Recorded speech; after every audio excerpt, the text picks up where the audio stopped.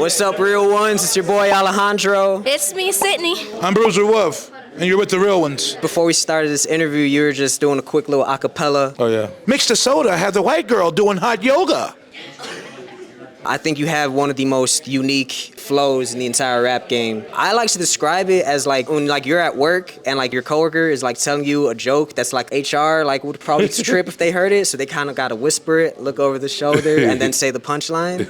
That's the flow, what it reminds me of. That's fire, man. How did you develop that? Shit, man, just the falsetto pitch, trying to get bars off, squeezing bars in, raffy beats, you know what I'm saying? That's how we really came up with this flow, and just been rocking with it for a while, man, since, I used to go to Friday Night Cypher, shout out to DJ BJ, and back in Detroit. That was in like 2018, did that for like 3 years. That's just how I developed and polished up my skills and shit. Before we get into the music, you had a past life in football. Mm-hmm. I just found that out about today reading your interview with Passionate Weiss. So I just wanted to ask about that. You played center, yeah? Played center. I played nose guard. Played a little tight end in arena, a little fullback in arena. Got to play everything in arena.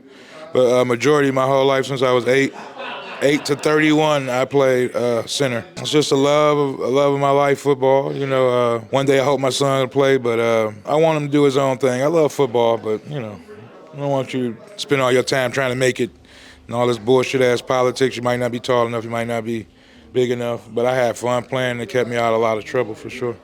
What's a lesson that you learned from your football days that you still apply to your rap career? Oh, man, right now, like, we traveling and shit. You don't want to be late to the bus. Danny, give you time, you want to be there 10 minutes before. Teammates, just respect and just carrying yourself, just like right now in this interview, you know what I'm saying? I don't want to say the right thing every time, but it's all about morals and respect, and that's what football gave me. I must tell you that in my Uber ride on the way here, I was digging in my bag and I had headphones on, and I was listening to your song Too Bad, and the headphone jack disconnected, and out loud, my Uber driver heard, like, I fuck hoes with the same name so I don't say the wrong one. They got long tongues, and I was like, oh. Yeah. Oh my God. So, do you consider yourself a sex symbol? As an OG, yeah. Like, they calling me Unky. That's probably because they see me at Auntie house, you know what I'm saying? Little motherfucker was on Auntie couch, you know what I'm saying?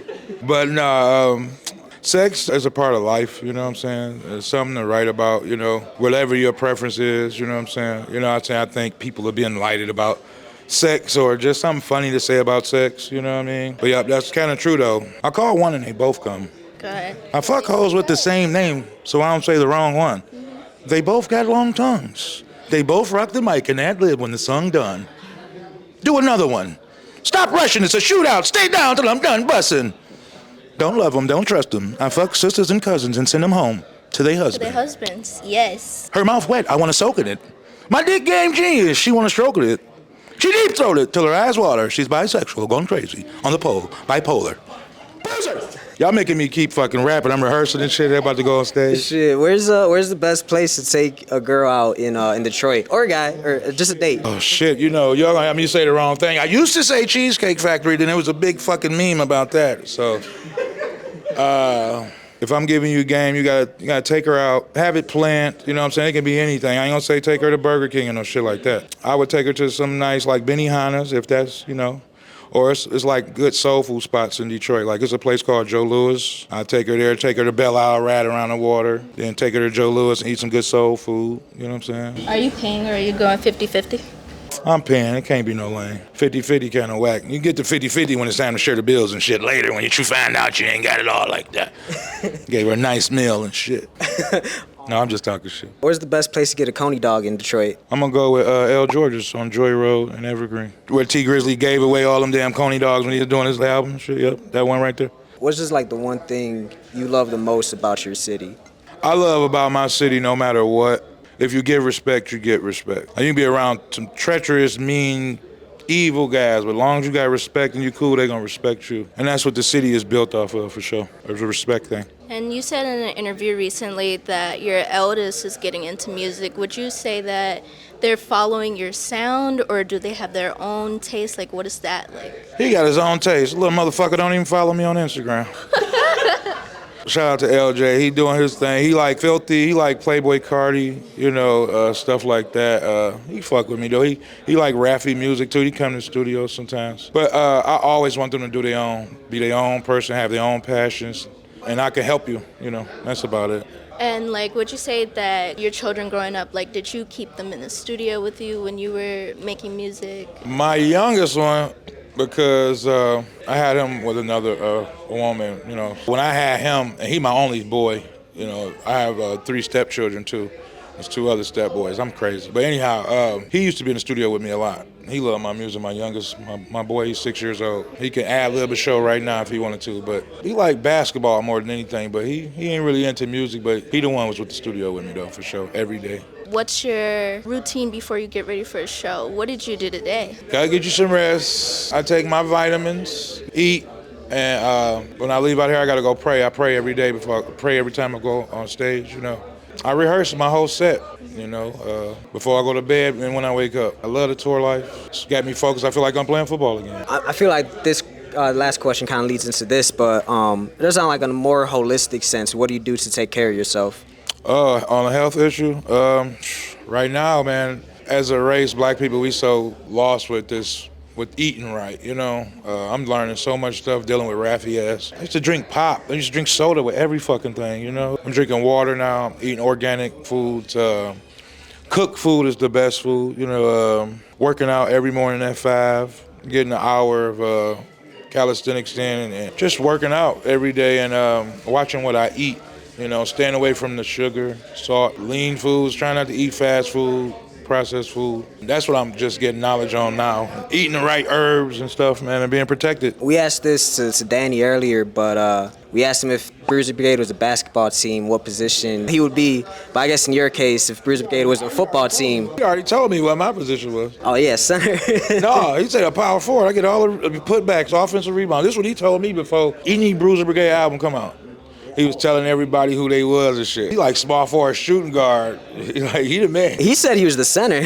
Yeah, he probably is. He's Shaq and shit. I forgot that part. I know he told me I was power forward and shit. He need offensive rebounds. And that's what I'm here to do. I'm still learning, man. I'm loving to get mentored by him. He's one of the greatest showsmen in the world. So I'm still learning right now from him. And I'm just blessed, man, to be in this situation with him. Whatever he need me to do, I'm going to fulfill and I'm going to work hard and stay disciplined and focused doing it, you know. I love him to death. I also wanted to ask real quick, how did you get tapped in with Fake Shirt Drive and Andrew Barber? Andrew Barber always been tapped in, like one of the first people to tap in. First person I've seen retweet some of my shit. But he always had a great relationship with Danny, so he was already tapped in. And I really didn't know. And then I hung out with him when I came and performed at Pitchfork. And everybody in the Bruiser, he got like strong ties with Bruiser. He'd been on tour with him before. And everybody, you know, told me to just, you know, like reach out, you know. I think Andrew would be good for you. And Danny told me that, and BMO. We just kicked it, man, and he tapped in with me, and man, it's my friend, man. It's my partner. You know what I'm saying? We'd be fucked up if it wasn't for Andrew right now. You want to hop in for a sec? I want you to give the Bruiser Wolf elevator pitch. Yes. Oh, yeah, I'll talk on the Pyrex. This Pyrex looks like it's had some use. Look like This thing has some wear and tear to it. I like it, though. That's how you know it's real. I can't say I've spoken into one. Do I look awkward? Do I look all right? Do I look cool holding this thing or no? The elevator pitch is, man, he's an instrument. You never heard anything else like this. You never heard anybody do it like this. Wait till you see him perform. You know, the music is great. The bars are crazy, super creative. First time I heard him was on, what's the Fat Ray song that you were on? Old Faithful. Old Faithful. Danny sent me that one. And I was like, Danny, who's this guy? He's like, oh, that's Wolf. You're going to love him. So then I went and tried to find everything that I could, and I could not find anything. It was Dog Food. Yeah, Dog Food. And then I listened to Dog Food, and I couldn't stop playing Dog Food. And I was like, man, he's saying some real crazy stuff. There's a lot of doubles and triples in there. Then the album, Danny sent me Dope Game Stupid, like, you know, a little bit early. So I got a chance to sit with it, and I'm like, man, this dude's incredible. I need to know more. Where can I learn more? We kind of struck up a relationship through that. If you like have followed my career and like the artists that I really embrace or listen to or get behind or push, everybody's unique. I like people that have their own flair, their own style, not scared to be themselves. It was unlike anything I'd ever heard. Hooks, bars, and the stage performance is incredible. So wait till you see that, man. It's serious. So thank you guys. Appreciate it. We're about to hit the stage now. Hopefully that elevator pitch was okay. The elevator would have closed and been up to the top floor by now. I can ramble, but thank y'all for having us. Peace. Before we wrap up, we always like to ask all our guests to shout out a real one in their life. Or real ones, if you can't think of just one. I want to shout out my wife. I was terrible, man. I had a baby outside our relationship, and she accepted me back. And she loved me. She rubbed me every day. Never gave up on me. She helped me practice.